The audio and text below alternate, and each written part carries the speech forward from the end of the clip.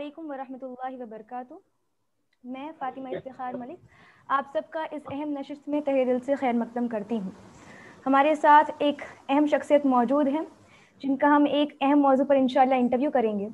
हमारे साथ जमात इस्लामी हिंद गुजरात के अमीर जनाब शकील अहमद राजपूत साहब मौजूद हैं। जमात इस्लामी हिंद, जैसा कि आप सब जानते हैं, कि हिंदुस्तान में काम करने वाली एक अहम ऑर्गेनाइजेशन है। आज़ादी के बाद से ही पूरे भारत में मुसलमान और दीगर भारतीय समाज में एक पॉजिटिव अप्रोच से काम करने वाली जमात है। जमात के पास एक कैडर बेस है। जमात की हर 4 साल में तैयार होने वाली पॉलिसी और प्रोग्राम को इम्प्लीमेंट करने के लिए कोशिश करता है।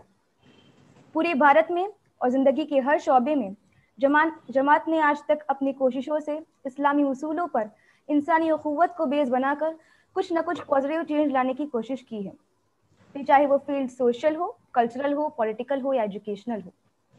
इस लॉकडाउन में जबकि पूरी इंसानियत घर में बंद हो चुकी थी, तब घरेलू जिंदगी की बहुत सी कमियां अपना डरावना चेहरा लेकर सामने आई। बहुत सारी कमजोरियों से बढ़कर घरेलू जिंदगी के मसले बहुत खुलकर सामने आए। उसमें भी सबसे ज्यादा वल्नरेबल कंडीशन बच्चों और औरतों की थी। इसी के पेश नजर जमात इस्लामी हिंद के वुमेन्स विंग ने बहुत ही अर्जेंसी के साथ एक मुहिम का आगाज किया, जिसे आज पूरे हिंदुस्तान में स्ट्रॉन्ग फैमिली स्ट्रॉन्ग सोसाइटी यानी कि मजबूत खानदान मजबूत समाज के नाम से जाना जाता है।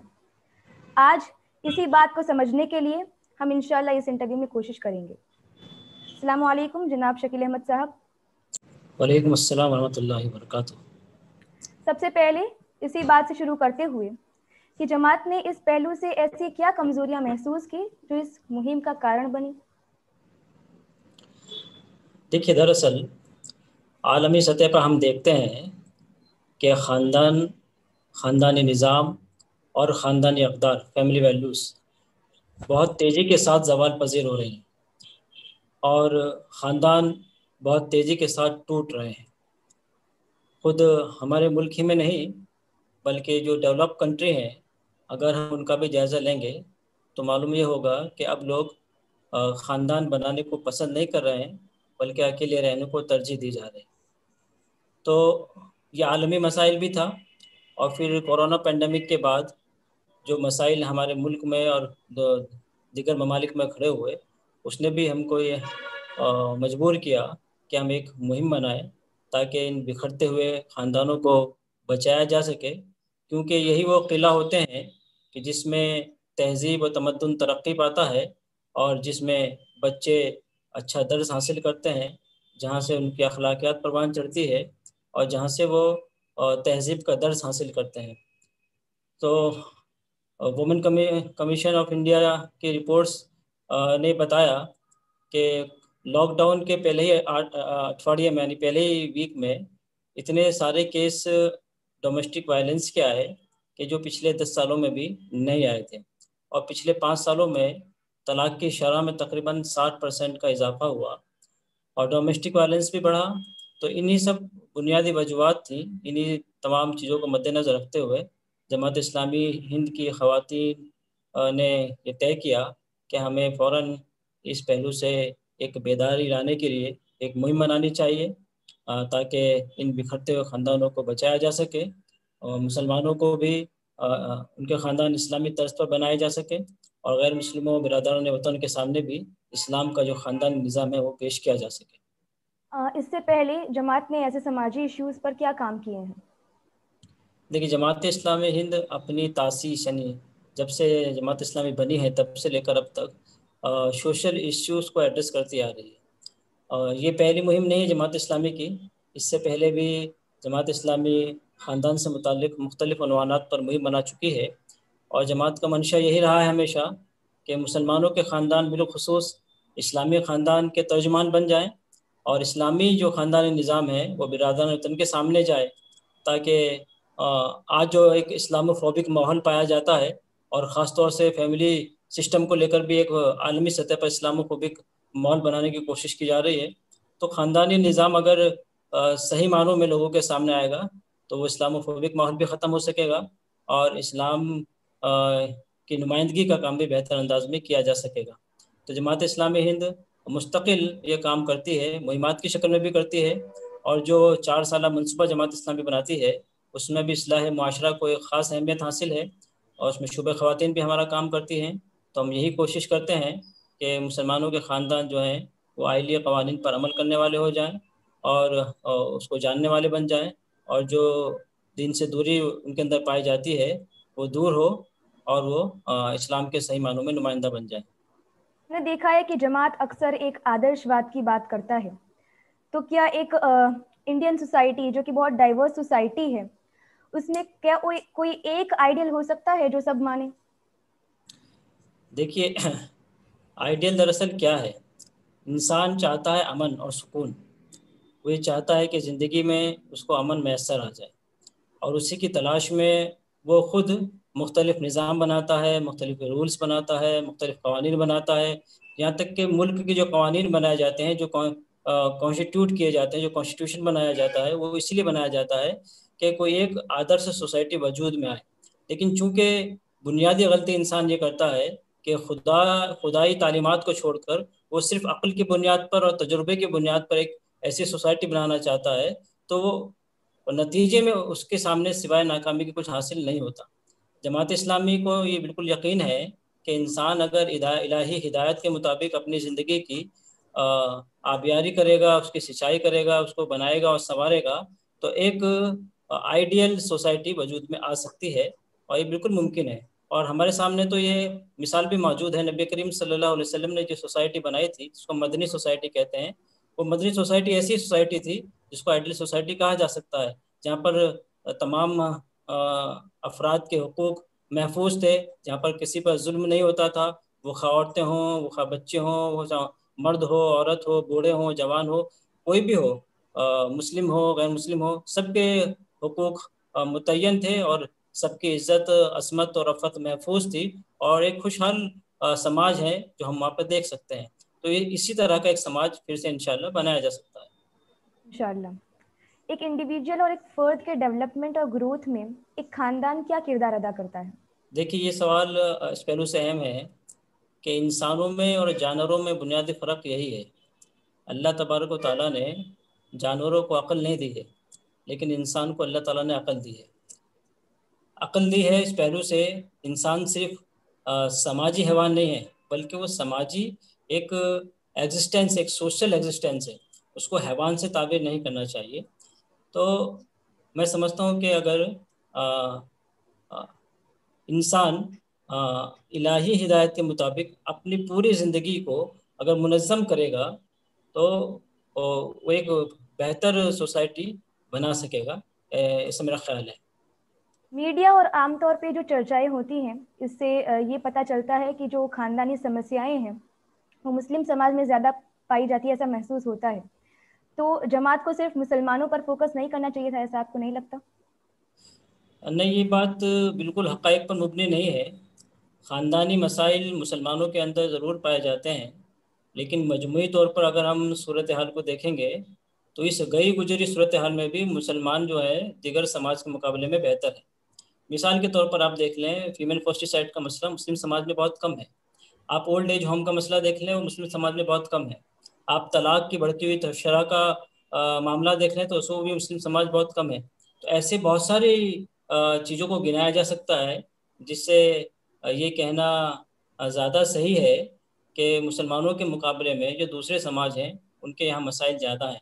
البتہ مسلمانوں کی صورتحال بھی چونکہ بہت اطمینان بخش نہیں ہے، کیونکہ دین کی دوری کی وجہ سے ان کے اندر بھی کچھ کمزوریاں در آئی ہیں، انہیں بھی ہمیں ایڈریس کرنا ہے، ان کو بھی دور کرنا ہے۔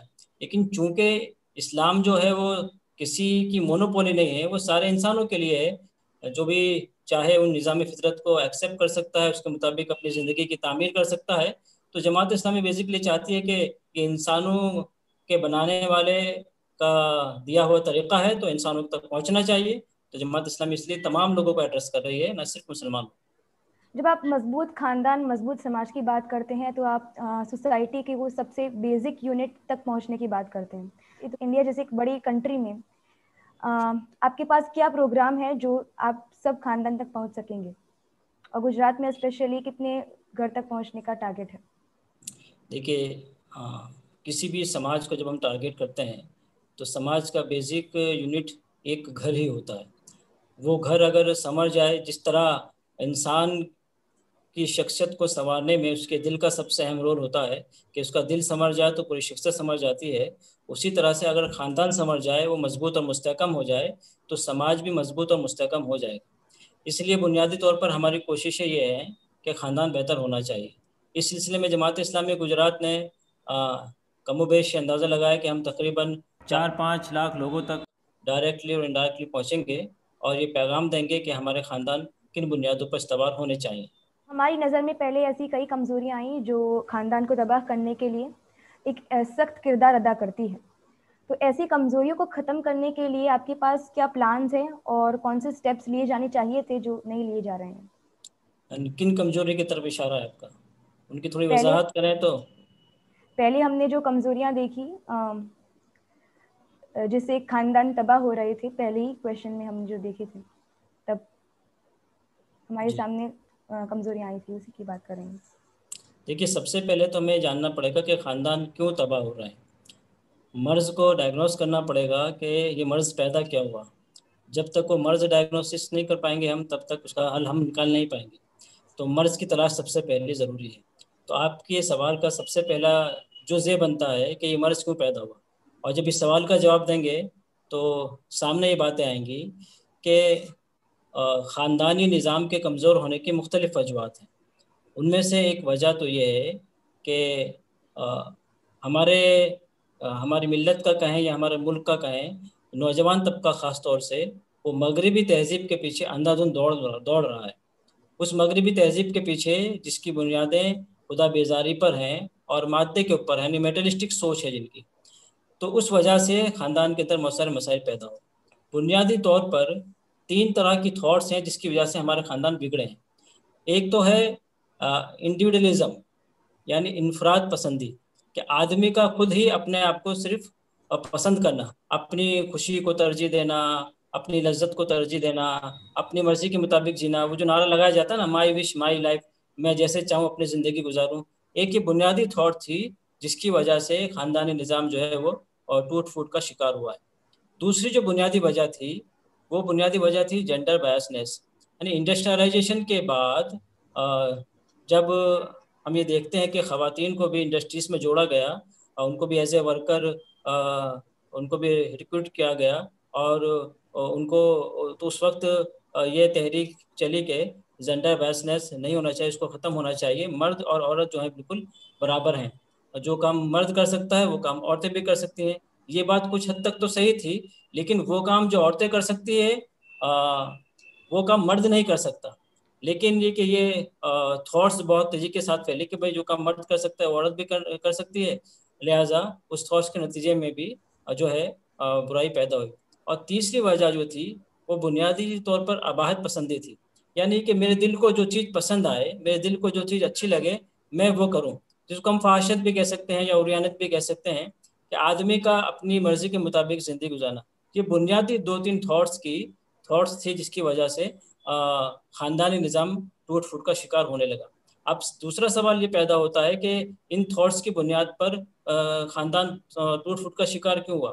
صرف یہ تھاٹس نہیں تھی، بلکہ آپ 17ویں صدی سے لے کر 20ویں صدی تک یہ 200 سالہ تاریخ کا اگر ہم مطالعہ کریں گے تو ہمارے سامنے یہ بات بالکل واضح طور پر آئے گی کہ ایسے بہت سارے فلاسفر، سوشل اور پولیٹیکل ایکٹیوسٹ، اور ایسے ہی بہت سارے فیمنسٹ اور مارکسسٹ آئیڈیالوجی کے بہت سارے لوگ پیدا ہوئے جنہوں نے اس بات کو بہت زوروں کے ساتھ رکھا کہ خاندان کا جو ادارہ ہے وہ دراصل عورت کا ایکسپلوٹیشن کرنے کا ارادہ ہے، اس کو غلام بنانے کا ادارہ ہے، اس لیے شادی کی کوئی ضرورت نہیں ہے. ایک عورت اپنی آزادی کے ساتھ زندگی گزار سکتی ہے اور اکنامیکل اس کا ڈیولپمنٹ اپنے طور پر ہو سکتا ہے. ایک خاتون جب شادی کرتی ہے تو مرد پر ڈیپینڈ ہو جاتی ہے، اس کا استحصال ہوتا ہے، گویا کہ وہ اپنے استحصال کے لیے کانٹریکٹ سائن کرتی ہے. اس طرح کے تھاٹس کو جو ہے سماج کے اندر بہت تیزی کے ساتھ پھیلایا گیا پورے یورپین کنٹریز میں، کہ آگے بڑھنے کے لیے اور ترقی کرنے کے لیے یا زندہ رہنے کے لیے شادی کرنا ضروری نہیں ہے. یہ گہر اہم ہے. بلکہ خود ہمارے ملک میں بھی آپ جانتے ہو شفر اجریس نے اس بات کو برسر عام یہ بات اس نے کہی کہ شادی کی بالکل ضرورت نہیں ہے، یہ ایک قدیم ادارہ تھا اور بالکل فطرت کے خلاف تھا. اس لیے انسانوں کی اپنی ایک کھوج تھی اور یہ لوگوں نے جبراً اپنے اوپر مسلط کر لیا تھا. تو اب اس نئے زمانے میں شادی بیاہ کرنے کی کوئی ضرورت نہیں، بلکہ ایک جگہ تو یہ کہتے ہیں کہ میرج جو ہے، شادی جو ہے، وہ محبت کا قتل ہے. تو اس سے اندازہ ہوتا ہے کہ اس طرح کی جب تھاٹ سماج میں بہت تیزی کے ساتھ پھیلی اور خواتین خود کمانے لگیں، خود کفیل ہونے لگیں، تو ان کو یہ محسوس ہوا کہ ان کو خاندان بنانے کی ضرورت کیا ہے. تو لہٰذا خاندان سے بیزاری کا معاملہ جو ہے پیدا ہوا اور خاندان ٹوٹ پھوٹ کا شکار ہونے لگے. تو یہ بنیادی وجہ تھی جو جس کے پیچھے بہت سارے مغربی تھنکرس اور فلاسفرس اور سوشل اور پولیٹیکل ایکٹیوسٹ کی تھاٹس ہے، جنہوں نے خواتین کی آزادی کے نام پر فیمنسٹ کی موومنٹ شروع کی اور یہ کانسیپٹ دیا کہ ایک خاتون کو اگر وہ آگے بڑھنا چاہتی ہے تو اسے شادی کو ڈسکریج کرنا چاہیے. ہمارے نان مسلم بھائی بہنوں کے سامنے ہمیں خاص طور پر مضبوط خاندان کے سلسلے میں کون سی اسلامی جو تعلیمات ہے وہ رکھنی چاہیے؟ کہ برادران وطن کے سامنے ہمیں خاص طور سے یہ باتیں رکھنی چاہیے کہ اسلام نے عورتوں کو کون سے حقوق دیے ہیں. عورتوں کے حقوق سے متعلق جو تفصیلات قرآن میں آئی ہیں، تعلیم کا حق ہے، ان کو وراثت کا حق ہے، ان کو مہر کا حق ہے، ان کو ملکیت رکھنے کا حق ہے، ان کو رائے دینے کا حق ہے. تو بنیادی طور پر اسلام نے جو تعلیمات دی ہیں وہ ساری تعلیمات ان کے سامنے رکھی جانی چاہیے. فیمنسٹ آرگنائزیشنس اور موومنٹس جن بنیادوں پر کھڑی ہوئی ہیں، صحیح معنوں میں اگر ہم دیکھیں تو ایک صحیح اگر فیمنسٹ سوچ کہہ سکتے ہیں تو اسلام نے وہ ساری چیزیں خواتین کو دی ہیں. لیکن فیمنسٹ موومنٹ نے جس الحاد کی بنیاد پر اپنی موومنٹ رکھی تھی، اس کے نتیجے میں یہ ہوا کہ خواتین کا جو فیمینائن کیریکٹر تھا، یعنی اس کا ناریتو جو تھا، اس کی نسوانیت گم ہو کے رہ گئی، ختم ہو گئی اور وہ صرف ایک کموڈیٹی بن کے رہ گئی. لیکن اسلام نے جو خواتین کو حقوق دیے ہیں وہ فطری حقوق ہیں جو خواتین کو ملنے چاہیے. اگر ان تمام حقوق کو، ان تمام تعلیمات کو برادران وطن کے سامنے رکھیں گے تو اس میں ایک بڑی کشش ہوگی. اور وہ ان تعلیمات کو بھی رکھا جا سکتا ہے کہ آج ہم یہ دیکھتے ہیں کہ برادران وطن میں ایک بڑی تعداد ہے جو فیمیل فسٹیسائڈ کا شکار ہے، اور جس کے نتیجے میں مرد اور عورت کا جو تناسب ہے وہ بگڑ گیا ہے. بعض ریاستوں میں 1000 مردوں کے مقابلے میں صرف 834 خواتین رہ گئیں. یہ صورتحال یہ ہے. آپ دیکھیں برادران وطن میں اولڈ ایج ہوم کی تعداد دھیرے دھیرے بڑھتی چلی جا رہی ہے. تو یہ سارے مسائل ہیں. تو ان تمام جو مسائل ان کے سماج میں پائے جاتے ہیں، ان تمام مسائل کو ہم اسلامی تعلیمات کی روشنی میں ایڈریس کر سکتے ہیں. خواتین سے متعلق نیگیٹو پروپیگنڈا کیا جاتا ہے، جبکہ آپ کا کہنا ہے کہ اسلام ایک آئیڈیل دے سکتا ہے. اس کی کیا دلیل ہے؟ بنیادی طور پر جو دلیل ہے وہ یہ ہے کہ آج دیکھیں، یہ مغربی دنیا میں سب سے تیزی کے ساتھ پھیلنے والا اگر کوئی مذہب ہے تو اسلام ہے. ان حالات میں جبکہ پوری دنیا کی میڈیا منظم انداز میں اسلام کے خلاف اور بالخصوص خواتین سے متعلق نیگیٹو پروپیگنڈا پھیلا رہی ہے، اس کے باوجود بھی اسلام اپنی رفتار کے ساتھ بڑھ رہا ہے. اور میں کچھ مثال کے طور پر اگر آپ کو نام بتاؤں تو دیکھیے BBC کی یونا ریڈلی ہیں، ٹونی بلیئر کی کزن ہیں، کرسٹین بیکر جیسے اداکارہ ہیں. یہ سب نو مسلم ہیں اور انہوں نے اسلام کو قبول کیا ہے. اسلام کے خاندانی نظام میں، اسلام کی تعلیمات میں وہ کشش ہے، کیونکہ اسلام ایک فطری مذہب ہے، اس لیے اس کشش کی بنیاد پر انہوں نے اسلام کو ایکسیپٹ کیا ہے. آپ ایک فیمنسٹ کو دیکھ لیجیے، تھیریسا کوربن، وہ خود اپنی سابقہ زندگی سے توبہ کرتی ہے اور حجاب اختیار کرتی ہے. تو ان تمام بنیادوں کی بنا پر کہا جا سکتا ہے کہ اسلام ایک آئیڈیل دے سکتا ہے. مراد ہافمین جو خود ایک نو مسلم ہیں، انہوں نے بھی یہ بات کہی تھی کہ اسلام میں جو خاندانی نظام ہے اور جو خاندانی قدریں ہیں ان کے اندر بڑی طاقت ہے، اور مستقبل میں مغرب کے لیے اس میں ایک بڑی کشش ہوگی. تو ان کی پیشن گوئی بھی صحیح ثابت ہو رہی ہے اور مغربی دنیا بڑی تیزی کے ساتھ اسلام کی طرف آ رہی ہے. تو ان تمام چیزوں کو دیکھتے ہوئے بڑے اعتماد کے ساتھ یہ کہا جا سکتا ہے کہ اسلام ساری دنیا کو ایک آئیڈیل دے سکتا ہے. خاندان کو بہتر بنانے کے لیے کون سی اخلاقی خوبیاں ضروری ہیں؟ خاندان کو بہتر بنانے کے تعلق سے افراد خاندان میں چند خوبیوں کا ہونا ضروری ہے. مثال کے طور پر سب سے بنیادی خوبی ہے محبت کا ہونا. اگر یہ محبت نہیں ہوگی تو خاندان جو ہیں وہ صحیح معنوں میں مستحکم نہیں ہو سکیں گے. ایک دوسرے کے لیے خیر خواہی کا جذبہ کا ہونا، ایک دوسرے پر اعتماد ہونا، ایک دوسرے کی خدمت کرنے کا شوق ہونا، صبر اور درگزر کی صفت کا ہونا. صبر اور درگزر کی صفت اگر خاندانوں میں نہیں ہوتی یا افراد خانہ میں نہیں ہوتی تو اس کی وجہ سے بھی بہت سارے مسائل پیدا ہوتے ہیں. تو جہاں بہت سارے افراد مل جل کر رہتے ہیں وہاں پر کبھی کبھی اس طرح کی ناخوشگوار چیزیں آ جاتی ہیں. اگر آدمی درگزر نہ کرتا رہے تو پھر مسائل پیدا ہوتے ہیں۔ عام طور سے یہ کہا جاتا ہے کہ جب ہم عام طور سے بچوں کو دیکھتے ہیں تو یہ کہتے ہیں کہ ہم سے غلط چیز برداشت نہیں ہوتی، تو ان کی تربیت کرنے کا موقع ہوتا ہے کہ غلط چیز ہی کو برداشت کیا جاتا ہے، صحیح چیزوں کو کبھی برداشت نہیں کیا جا سکتا۔ تو اس اعتبار سے اگر ہم لوگوں کی تربیت ٹھیک انداز میں کریں گے اور وہ اخلاقی صفات ان کے اندر پیدا کریں گے تو انشاءاللہ ہمارے خاندان جو ہے وہ مضبوط بن جائیں گے انشاءاللہ۔ آج کی نوجوان نسل کو آپ کیا نصیحت کرنا چاہیں گے کہ ایک مضبوط سماج اور مضبوط خاندان کا حصہ بنے؟ دیکھیے، آج کی نئی نسل میں جو اباحیت پسندی پیدا ہو رہی ہے، فحاشیت پیدا ہو رہی ہے، شادی سے دوری کا جو جذبہ پیدا ہو رہا ہے، اس کو ختم کرنے کی ضرورت ہے۔ ان کو اور یہ بتانے کی ضرورت ہے کہ وہ اگر شادی کی عمر کو پہنچ گئے ہیں تو جلدی سے شادی کریں اور بیوی کے ساتھ بہترین معاملات کریں۔ نبی کریم صلی اللہ علیہ وسلم فرماتے ہیں، ابن ماجہ کی روایت ہے، حضرت ابن عباس اس کے راوی ہیں، فرماتے ہیں خیرکم خیرکم لأہلہ وانا خیرکم لأہلی، کہ تم میں بہترین شخص وہ ہے جو اپنی بیوی کے ساتھ اچھا حسن سلوک کرتا ہے، اچھا معاملہ کرتا ہے، اور حسن سلوک کے لحاظ سے سب سے اچھا انسان تم میں ہوں۔ تو اس سے اندازہ ہوتا ہے کہ ہمارا تعلق اپنی بیوی کے ساتھ بہت بہتر ہونا چاہیے۔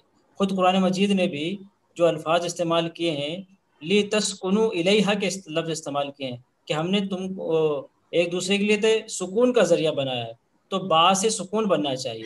اور اس کا ذریعہ کیا ہوگا سکون حاصل کرنے کا؟ قرآن مجید یہ کہتا ہے وَجَعَلَ بَيْنَكُمْ مُوَدَّةً وَرَحْمَةً، کہ ہم نے تمہارے درمیان محبت اور رحمت پیدا فرما دی۔ تو ہم جب ایک دوسرے کے ساتھ محبت کا اور مودت کا معاملہ رکھیں گے تو انشاءاللہ سکون بھی ملے گا، اور جن گھروں کے اندر سکون ہوگا وہ گھر دارالامن بنیں گے یا بیت الامن بنیں گے، وہاں کے تعلقات بھی خوشگوار ہوں گے، اور ایک اچھا خاندان جو ہے وہ سماج کے لیے نمونہ بھی بنے گا۔ تو نوجوانوں کو خاص نصیحت یہ ہے کہ گھر کے جتنے بھی لوگ ہیں ان سب کے ساتھ اچھا معاملہ کریں، اچھا حسن سلوک کریں، بچوں کے ساتھ پیار کریں۔ بالخصوص میں اس حدیث کے حوالے سے نصیحت کرنا چاہتا ہوں، ترمذی کی حدیث ہے، اللہ کے رسول صلی اللہ علیہ وسلم فرماتے ہیں کہ وہ ہم میں سے نہیں جو ہمارے چھوٹوں پر رحم نہ کرے اور ہمارے بڑوں کی عزت نہ کرے۔ تو انہیں چاہیے کہ بچوں کے ساتھ پیار کریں، اور اپنے گھر میں جو بڑے ہوتے ہیں، والدین ہوں یا سسرال رشتہ دار ہوں یا دوسرے عمر دراز لوگ ہوں، تو ان کے ساتھ عزت کا معاملہ ہمیں کرنا چاہیے۔ ماں باپ کی یا اپنے لوگوں کی خوب خدمت کرنا چاہیے، اور قرآن مجید کی آیت کی روشنی میں ان اللہ یامر بالعدل والاحسان وایتاء ذی القربی، کہ ہم ان کے ساتھ عدل کا معاملہ کریں، احسان کا معاملہ کریں، اور اپنے رشتہ داروں کے ساتھ جو ہیں وہ ان کے ساتھ حسن سلوک کریں، صلہ رحمی کریں، تو تعلقات جو ہے ہمارے بہتر بھی بن جائیں گے، مضبوط بھی ہوں گے، اور ہمارا خاندان بھی مضبوط اس سلسلے میں ہو سکے گا۔ خاندان ہسبینڈ اور وائف کے پر مشتمل ہوتا ہے، تو ان کے بیچ کے رشتے کو قرآن میں کس طرح ڈسکرائب کیا گیا ہے؟ دیکھیے، جب نکاح ہوتا ہے تو نکاح کے موقع پر قرآن مجید کی 3 مقامات سے 3 آیتیں پڑھی جاتی ہیں۔ ان 3 آیتوں میں 4 مرتبہ اللہ تبارک و تعالیٰ نے تقوی کی بات کہی ہے۔ تو خاندان کی بنیاد ہی تقوی پر رکھی جانی چاہیے، اور یہ سلسلہ شروع ہوتا ہے انتخاب رشتہ سے، کہ جب ہم رشتے کے لیے لڑکی کا یا لڑکے کا انتخاب کرتے ہیں تو اس کی بنیاد حسب و نسب نہ ہو، مال و دولت نہ ہو، شکل و صورت نہ ہو، بلکہ دینداری ہو، اخلاق ہو۔ اس بنیاد پر اگر رشتے ہوں گے تو خاندان بہتر بنیں گے، تقوی کی بنیاد پر ان کی تعمیر کی جا سکے گی، اور آئیڈیل ایک سوسائٹی بن سکے گی۔ اگر ان بنیادوں کو ہم نے چھوڑ دیا تو پھر خواہشات کی بنیاد پر جو خاندان بنیں گے اس کے اندر خود غرضی پیدا ہوگی، تنازعات پیدا ہوں گے، لڑائی جھگڑے پیدا ہوں گے، اور انفراد پسندی پیدا ہوگی، اور مادہ پرستی پیدا ہوگی، دوسرے مسائل پیدا ہوں گے۔ اس لیے جن بنیادوں پر اسلام نے خاندان کی تعمیر کرنے کی ہدایت کی ہے انہیں بنیاد پر خاندان کی تعمیر کرنا چاہیے، اور تقوی کی بنیاد پر ہمیں خاندان کو اٹھانا چاہیے۔ اور جیسے میں نے کہا کہ دونوں کے درمیان کا جو تعلق ہے محبت اور مودت کا ہونا چاہیے، یعنی ایک دوسرے کے لیے محبت ہونا چاہیے۔ کچھ لے دے کر بھی اگر سکون ملتا ہو، کچھ چھوڑ کر بھی سکون ملتا ہو، اور کچھ معافی اور درگزر کر کے سکون ملتا ہو، تو آدمی کو سکون حاصل کرنا چاہیے۔ دونوں صنف یعنی مرد اور عورت، میاں اور بیوی، اگر ایک دوسرے کے سکون کا خیال رکھیں گے تو خاندان بہتر ہو جائے گا۔ یہ بنیادی سی اور چھوٹی سی بات ہے۔ ڈومیسٹک وائلنس کی بنیادی وجوہات کیا ہے؟ ڈومیسٹک وائلنس جو ہمارے ملک میں ابھی ہو رہا ہے یا عالمی سطح پر بھی جہاں کہیں پایا جاتا ہے، اس کی بنیادی طور پر 2 وجوہات ہیں۔ ایک وجہ تو ہے عریانیت اور جنسی بے راہ روی، اس کی مختلف شکلیں ہیں، اور دوسری جو وجہ ہے، اہم وجہ جو ہم کہہ سکتے ہیں وہ ایک تو دہیج کی وجہ ہے کہ کبھی دہیج کی وجہ سے بہو کو پریشان کیا جاتا ہے کہ وہ کم دہیج لے کر آئی ہے، کبھی اس کو مختلف قسم سے تانہ کشی کی جاتی ہے، کبھی سسرالی جو رشتہ دار ہوتے ہیں ان کو کمتر سمجھا جاتا ہے اور اپنی حیثیت کو زیادہ بتایا جاتا ہے، کبھی شراب کا مسئلہ ہوتا ہے، کبھی میاں بیوی میں سے کوئی ایک بھی شک کرتا ہے ایک دوسرے پر، اس کی وجہ سے بھی ہوتا ہے، کبھی کبھی معاشی کمزوری یعنی غریبی بھی وجہ بن جاتی ہے، خاص طور سے کورونا پینڈیمک کے بعد یہ بھی مسائل آئے ہیں جس کی وجہ سے آدمی ڈپریشن کا شکار ہوتا ہے، ذہنی الجھن میں رہتا ہے، اس وجہ سے بھی مسائل پیدا ہوتے ہیں، اور اخلاقی کمزوری ہے، اور کہیں کہیں یہ مسئلہ بھی ہے کہ عورت کو جو ہے وہ پرانی ذہنیت کے مطابق صرف یہ سمجھا جاتا ہے کہ اس کا کوئی حق نہیں ہے، اس کی کوئی حیثیت نہیں ہے، اور غلام کی طرح سے اس کو ٹریٹ کیا جاتا ہے، تو یہ مختلف اس طرح کی ذہنیت ہے جس کی بنا پر ڈومیسٹک وائلنس جو ہے وہ وجود میں آتا ہے۔ مضبوط خاندان اور سماج کو بنانے میں ایک اسکول اور مدرسہ کیا رول ادا کر سکتا ہے؟ اسکول اور مدرسے کا رول تو بہت اہم رول ہے۔ کسی بچے کی تربیت تین طرح سے ہوتی ہے، ایک اس کی جسمانی تربیت ہوتی ہے، ایک اس کی روحانی تربیت ہوتی ہے، اور ایک اس کی جذباتی تربیت ہوتی ہے۔ عام طور سے جتنی بھی لیونگ بینگس ہیں وہ سب جسمانی تربیت تو کرتے ہیں اپنے بچے کی، بچے کو خوراک دیتے ہیں، کھلاتے ہیں، پلاتے ہیں، اس کو بڑا کرتے ہیں، لیکن اس کی جو روحانی اور جذباتی تربیت ہے اس میں کہیں نہ کہیں وہ غفلت برتتے ہیں، اور غفلت برتنے کے نتیجے میں دوسرے مسائل پیدا ہوتے ہیں۔ تو اسکول اور کالجز جو ہیں وہ روحانی تربیت میں اور جذباتی تربیت میں بہت اہم کردار ادا کر سکتے ہیں۔ جب ہم کہتے ہیں روحانی تربیت، اس کا مطلب یہ ہے کہ اسلام کی بنیادی تعلیمات کیا ہیں، اسلام کیسے اخلاق پروان چڑھانا چاہتا ہے، اسلام کیسے خاندان بنانا چاہتا ہے، ان تمام امور سے بچوں کو پہلے سے واقف کرایا جائے تاکہ اسلام پر ان کا ایمان بھی پختہ ہو جائے اور صحیح معنوں میں اپنی زندگی کو اسلامی بنا سکے۔ اور دوسرا مسئلہ ہے کہ جسے میں نے کہا کہ جذباتیت کی وجہ سے بھی مسائل پیدا ہوتے ہیں، تو انسان صرف ایک فزیکل ایگزسٹنس نہیں ہے بلکہ ایک جذباتی وجود بھی رکھتا ہے، غم کے، خوشی کے، مایوسی کے، غصے کے، مختلف قسم کے جذبات ہوتے ہیں۔ تو کبھی کبھی آدمی جب اپنے جذبات پر کنٹرول نہیں کرتا تو اس کے نتیجے میں بھی کئی مسائل پیدا ہوتے ہیں۔ تو بچے کی ٹریننگ میں ایک بڑا حصہ یہ والدین کا بھی ہے اور اسکول اور مدرسوں کا بھی ہے کہ اپنے جذبات پر کس طرح سے کنٹرول کیا جائے اور ان کو کس طرح سے اسلامی رخ دیا جائے، بہت اہم ہے۔ ان تینوں پہلو سے اگر تربیت اچھی ہوگی تو بچے کی مجموعی تربیت جو ہے اوور آل ٹریننگ اس کی بہتر ہو سکے گی اور ایک اچھا انسان بن کر وہ نکلے گا۔ مہم کے بعد اس سلسلے میں آپ کے پاس کیا لانگ ٹرم پلان ہے؟ مہم کے بعد یہ تو مستقل کرنے کا کام ہے۔ جیسے میں نے آپ سے کہا کہ جماعت اسلامی اپنی تاسیس سے ہی بنیادی جو کام کرے ان میں سے ایک کام یہ ہے کہ مسلمانوں کے خاندان کو اسلامی خاندان بنائے اور اسلام کو ایک پل کی حیثیت سے برادران وطن کے سامنے پیش کرے۔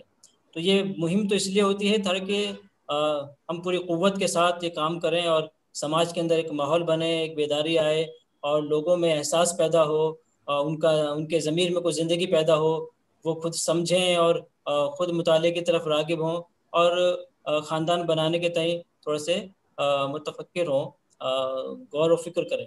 لہٰذا 10 دن کی مہم کے بعد یہ کام ختم نہیں ہو جائے گا بلکہ اس کو فالو اپ کے طور پر سمجھ لیں یا ہمارے مستقل کام کے طور پر سمجھ لیں۔ مستقل کام جاری رہے گا کہ ہم اسلام کے اس خاندانی نظام کو، اسلام کے خاندانی جو اقدار ہیں ان کو لوگوں کے سامنے پیش کریں اور ان کے اندر یہ آمادگی پیدا کرتے رہیں کہ بھائی وہ اپنے خاندانوں کو اسلامی خاندان بنائیں۔